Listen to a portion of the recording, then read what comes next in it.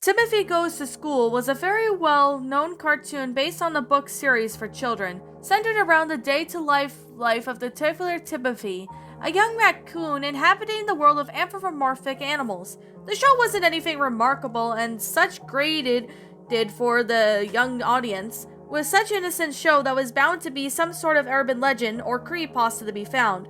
I was fortunate enough to catch at least a glimpse of one such legend. What I witnessed was a story called Timothy's Bad Week, and was provided by YouTube. Like many other things on the internet these days, I assumed that this was a fan-made creepypasta or trolling attempt.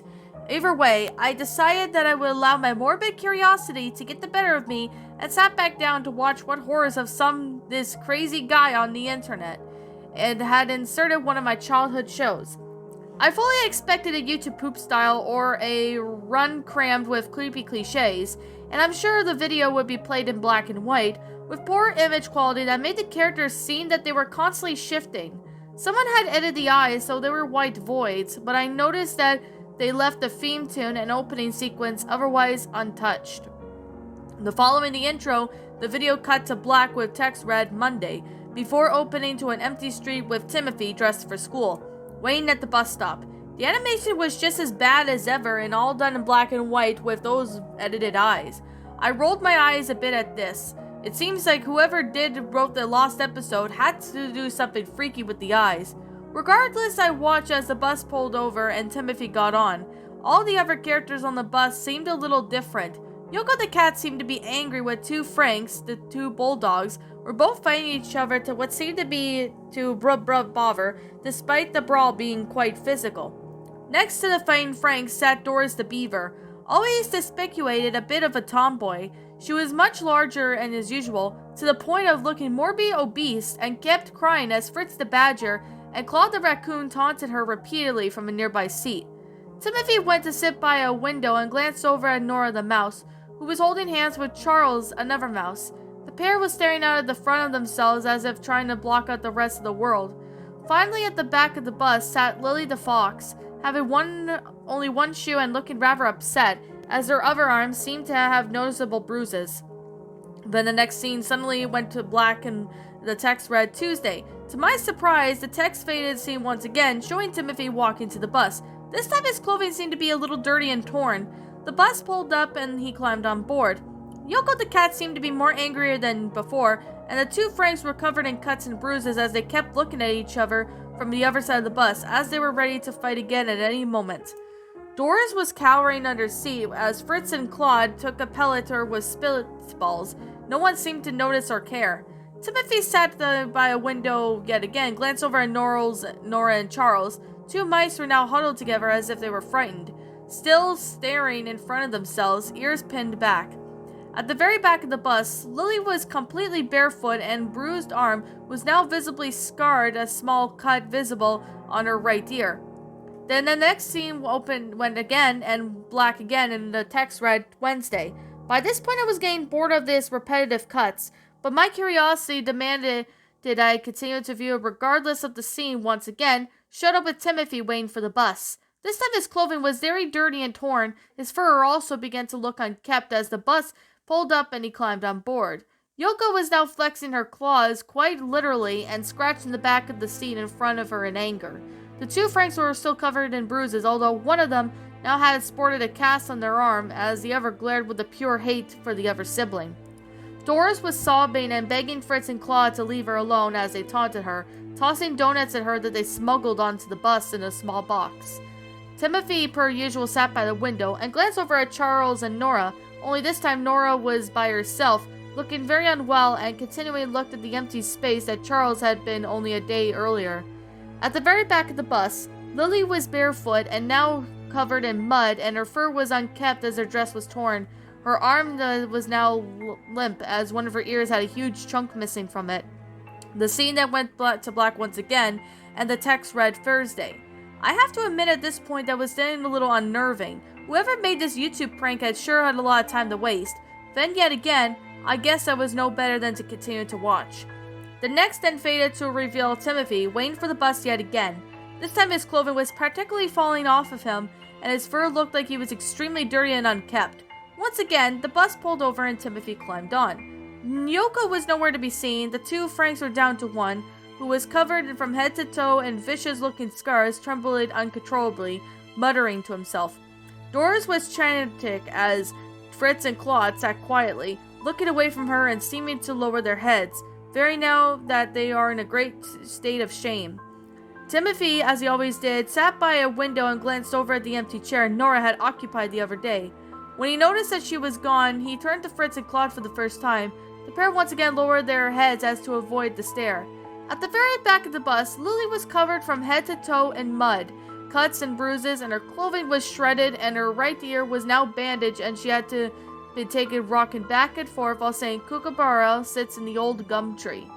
This was when things started to get really strange. Even by creepypasta standards, the Kookaburra sits in the old gum tree song continued to play over and over as the scene then turns to black and read Friday. The song then played on a loop as the song began familiar sight of Timothy waiting for a bus to appear. However, he was on crutches and hobbled onto the bus with a look of anger. The bus was completely emptied save for Fritz and Claude. The pair were now seen on the side of the bus, shaking uncomfortably as Timothy stepped in and looked at them before heading to his usual window. Then everything faded to black as the Kookaburra Sits in the Old Gum Tree song began to play for the final time before the video cut off. After a moment of thought, I turned off my computer and went to do some work in the real world, deciding that while listening the interesting to watch this creepypasta was far from the best. Nevertheless, I saved the link so I could show to a friend who would watch the show religiously just to mess with them. It took a couple days before I managed to get a friend said that he opened the link to show them the story, and to my surprise, the link only ended up showing a normal episode of Timothy Goes to School, and my friend had a good laugh at my suspense, desperately to try to convince him that I wasn't crazy. To this day, I have yet to fully understand where the real link was, and a part of me wonders if I didn't dream all of this up. Whatever the case might be the story for Timothy's bad week. Soon it went from the pasta and hoped to forget about it, this cheap joke friend to a few years of long obsession. Maybe someday someone will find it again. Until then, happy hunting. And that, my little pretties, was Timothy's Bad Week. A Timothy Goes to School Lost Episode creepypasta. My final thoughts on the story? A really good pasta, actually. This is actually one of the best creepypasta Lost Episode pastas. Really have to say that they are pretty good. Now, in my opinion, this story had pretty good potential, and, the fact that this story was possibly just a well-done YouTuber creepypasta fan add realism to the story. I was really surprised for that. Another thing I could definitely say that the episode didn't instantly said it was a real episode, and just admitted that it might have been someone who spent a lot of free time and messing around for making a fake episode. Now, that actually is all pretty believable. I definitely say that right now that this was actually a pretty good story. I've seen a couple narrations of this story. I think the first time I heard of this one was on Shadow Reader's channel. Well, his old channel before it was taken down, unfortunately. But I definitely have to say that, this was actually quite something, to be completely honest. Now, I remember I watched Timothy Goes to School as a kid. I remember I watched this, back on TV when I was, a really young kid. Now that I'm looking at this, I remember, this pasta that Shadow narrated it. Now, I'm really glad Shadow re-narrated it, so it's on his, channel that he has now, so you guys could check that out if you want to. But I could definitely say that this story actually had pretty good potential. This episode was very believable. There was no cliches like hyper-realistic blood, hyper-realistic gore, VHS tapes. And, this actually makes me wonder about what was happening to all the students on the bus that, go from, being normal to all of a sudden getting hurt or them even disappearing. I could definitely say there's a couple theories. I may have a theory of what happened. What could possibly be happening was that what happens at school is, I didn't really explain in the pasta, but what happened at school is maybe one of the students might have either died from what happened, or something must have happened to them that they end up not going to school anymore. Those are pretty good theories that I've came up with. That's a pretty interesting concept, at least to me that is. Not trying to say anything like that, but to be completely and utterly honest, I definitely have to say that this story actually had a really good realism to this story.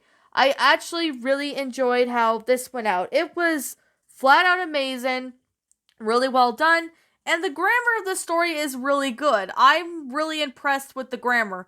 The grammar of this story is pretty good. I really have to say, the person who put his or her time and effort into the story was flat out awesome. Really have to say. Now, I could definitely say that here's the thing. It's one of the better Lost episode pastas, in my opinion. Instead of it wasn't super scary episode or anything like that, not like most, Lost episode pastas, it's still pretty well done. I like it how the story pokes fun at other Lost episode stories, and although it was found on YouTube, which it makes it very believable in my opinion. It is very believable, and I'm very impressed that this story actually, did not go, 1 to 100 on cliche territory. That is very impressive. I'm really glad that the story did not sit there and, go from 1 to 100 on, cliches or anything like that, because let me be honest, people, I don't get it why people thought that, it's a good idea to sit there and add these cliches into the story. This story is actually one of the better Lost episode pastas, in my opinion, I've seen. I've seen some other pretty good ones. I've seen some decent ones, and I've even seen some cliched ones. But this one is a lot better than the other pastas I've seen. I've seen so far. Now, I did narrate this, I believe, back in 2019. I don't remember, but I believe I did. But I probably just don't remember because it's been I guess you could say 2 years since I last sat there and, did that. So I definitely have to say that the story itself was actually pretty interesting and well made. Really had a lot of time and effort into the story, which I'm really impressed with the story having a lot of time and effort into it. Now, if I have to say one thing I wasn't really a fan of it, this would be one thing. It's not a major thing, but I could definitely say is the ending, what happened to the YouTube link. Well, not YouTube link, but the link that the person, basically copied and pasted and turned out to be a normal Timothy Goes to School. Was the link maybe broken or something? That has happened a few times. Maybe the link could be broken and end up replaced with something else. That is a good possibility. That could be what happened. I'm not really sure, but maybe the author can explain this and that. Maybe he or she can explain it. Because, it's their story, so they might be able to explain it a lot better. But anyways, with that being the case, with that being said, I'm not sure who the original author is, so it's just going to stay anonymous for now. If I do find out who the original author is, I'll be sure to give him or her proper credit, because this one was a pretty well-made story. I really like this story. The story is on, the regular Creepypasta Wiki. If you guys want to take a look at it, I highly recommend you do. It's a pretty good pasta. And if you guys want to narrate this, feel free to narrate this. This story is actually really well made in detail. And I definitely have to say, I enjoyed this story. So I guess that's probably all I have to say. I'm just going to sit here and say, wrap this up, because I don't see anything negative I have to say about this story. I kind of explained, what the positives are. I don't see anything bad with the story. Although maybe it could explain why the link was, not working or something. Maybe that way it would be a little bit, I guess you could say maybe just a little bit more, explainable or something. But other than that, it actually was a pretty well made, good detail with the story. I really have to say that the story actually was awesome, really well made. The grammar was good. I actually love this story. So anyways, with that being the case, I'm gonna sit here and wrap up the review. So anyways, with that being said, I'm gonna say right now, and I always continue to say, this is just simply my own personal opinion, and if you happen to disagree with me, that's fine too. We're all entitled to our own opinions in regards to these creepypastas, and this is simply my own personal thoughts. My final rating of the story, I'm gonna give this one a 10 out of 10. Pretty good story, really good. It was well made. The grammar was good. And the best thing about it is that it did not go to 1 from 100 with cliches or anything like that, unlike most Lost episode stories do. There's no hyper-realistic blood or gore. There are character deaths possibly, but it kind of, doesn't really explain it, but I just came up with some theories as to why that's the case. But if you have your own theories on that, feel free to let me know, because I might be able to, well, maybe believe in what you guys have thoughts to say. But other than that, this is a pretty good story. I would do like maybe a little bit more explanation onto why the link did not work for, to show the actual episode that happened, and it just showed a episode of Timothy Goes to School. But other than that, it's a pretty good pasta. Now, I highly recommend for those who are reading pastas to check this story out, because I can tell you, you are not going to be disappointed.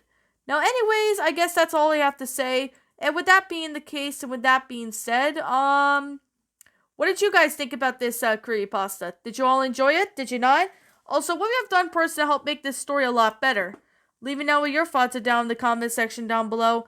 I'm the Queen of Lions. Thank you so much for watching today's episode, and if you happen to be brand new here on this channel, be sure to like, comment, subscribe, because I make brand new videos every single day.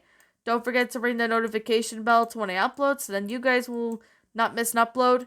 And as always, please roll the outro, because I'm out.